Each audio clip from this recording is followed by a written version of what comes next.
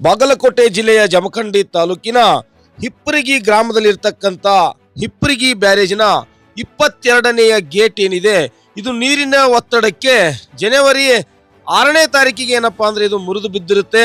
ಇದರಿಂದ ಸಿಕ್ಕಾಪಟ್ಟೆ ನೀರು ಪೋಲಾಗುತ್ತಿರುವಂತಹ ಸಂದರ್ಭದಲ್ಲಿ ಮಾಜಿ ಶಾಸಕರಾಗಿರ್ತಕ್ಕಂಥ ಆನಂದ ನ್ಯಾಮಗೌಡರು ಘಟನಾ ಸ್ಥಳಕ್ಕೆ ಭೇಟಿ ನೀಡಿ ಈ ಒಂದು ಬ್ರಿಡ್ಜ್ನ ಇಂಜಿನಿಯರ್ಗಳಿಗೆ ಹಾಗೂ ಸಂಬಂಧಪಟ್ಟ ಅಧಿಕಾರಿಗಳಿಗೆ ಸಂಭಾಷಣೆಯ ಮೂಲಕ ತಿಳಿಸುತ್ತಾ ಇದನ್ನು ಆದಷ್ಟು ಬೇಗನೆ ದುರಸ್ತಿ ಮಾಡಬೇಕಂತ ಹೇಳುವ ಮೂಲಕ ಒತ್ತಡವನ್ನ ಹೇರಿದರು.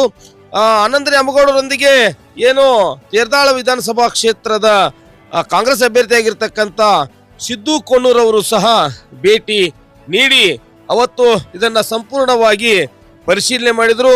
ಇವತ್ತು ಏನಪ್ಪಾ ಅಂದ್ರ ಒಂದು ಕಾರ್ಯಕ್ರಮದ ನಿಮಿತ್ತವಾಗಿ ಭೇಟಿ ನೀಡಿರ್ತಕ್ಕಂಥ ಸನ್ಮಾನ್ಯ ಡಿ.ಕೆ. ಶಿವಕುಮಾರ್ ಅವರನ್ನ ಏನು ನಮ್ಮ ಕರ್ನಾಟಕ ಸರ್ಕಾರದ ಜಲಸಂಪನ್ಮೂಲ ಸಚಿವರಾಗಿರ್ತಕ್ಕಂಥ ಡಿ.ಕೆ. ಶಿವಕುಮಾರ್ ಅವರನ್ನ ಭೇಟಿ ಮಾಡಿ ಏನು 2004ರಲ್ಲಿ ನಿರ್ಮಾಣವಾಗಿರ್ತಕ್ಕಂಥ ಸುಮಾರು 6 TMC ನೀರಿನ ಸಾಮರ್ಥ್ಯವನ್ನು ಹೊಂದಿರತಕ್ಕಂತಹ ಹಿಪ್ಪರಿಗಿ ಬ್ಯಾರೇಜ್ ಏನಿದೆ ಇದರಲ್ಲಿ ಸುಮಾರು 22 ಏನಪ್ಪಾ ಅಂದ್ರೆ ಗೇಟ್ಗಳು ಅಳವಡಿಸಲಾಗಿತ್ತು.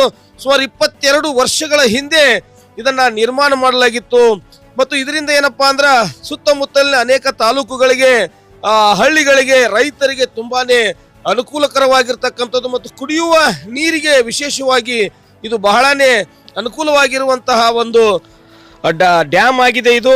ಸೊ ಹಂಗಾಗಿ ಈಗ ಸದ್ಯ ಈ ಒಂದು 22 ಗೇಟ್ಗಳು ಸಹ ತುಂಬಾ ಹಳೆ ಗೇಟ್ಗಳಾಗಿದ್ದಾವೆ. ಇದರಿಂದ ಸುಮಾರು 2 TMC ಅಷ್ಟು ನೀರು ಏನಪ್ಪಾ ಅಂದ್ರ ಪೋಲಾಗಿ ಹೋಗುತ್ತಿರುವಂತಹ ಸಂದರ್ಭದಲ್ಲಿ ಈ ಸಂಪೂರ್ಣ 22 ಗೇಟ್ಗಳನ್ನು ಸಹ ದುರಸ್ತಿಗೊಳಿಸಬೇಕು, ಹೊಸದಾಗಿ ಅಳವಡಿಸಬೇಕನ್ನುವಂತಹ ಇಂಗಿತವನ್ನ ವ್ಯಕ್ತಪಡಿಸಿದ್ದಾರೆ.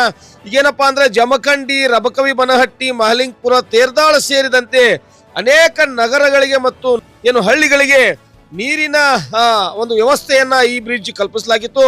ಈಗ ಸದ್ಯ ಬರುವಂತ ದಿನಗಳಲ್ಲಿ ಮುಂದೆ ಬೇಸಿಗೆ ಇರುವ ಕಾರಣ ಈ ಎಲ್ಲ ಊರುಗಳಿಗೆ ಹಳ್ಳಿಗಳಿಗೆ ನೀರಿನ ಬವಣೆಯೂ ಸಹ ಉಂಟಾಗುವಂತಹ ಎಲ್ಲಾ ಲಕ್ಷಣಗಳು ಕಾಣುತ್ತಿರುವಂತಹ ಸಂದರ್ಭದಲ್ಲಿ ಒಟ್ಟು ಏನು ರೈತರ ಆಶಯದಂತೆ ಸುಮಾರು 22 ಗೇಟ್ಗಳನ್ನು ಮತ್ತು ಅಲ್ಲಿಯ ಸಲಕರಣೆಗಳನ್ನು ಸಹ ಹೊಸದಾಗಿ ಜೋಡಿಸಬೇಕನ್ನುವಂತಹ ಮನವಿಯನ್ನ ಮಾಡಿದ್ದಾರೆ.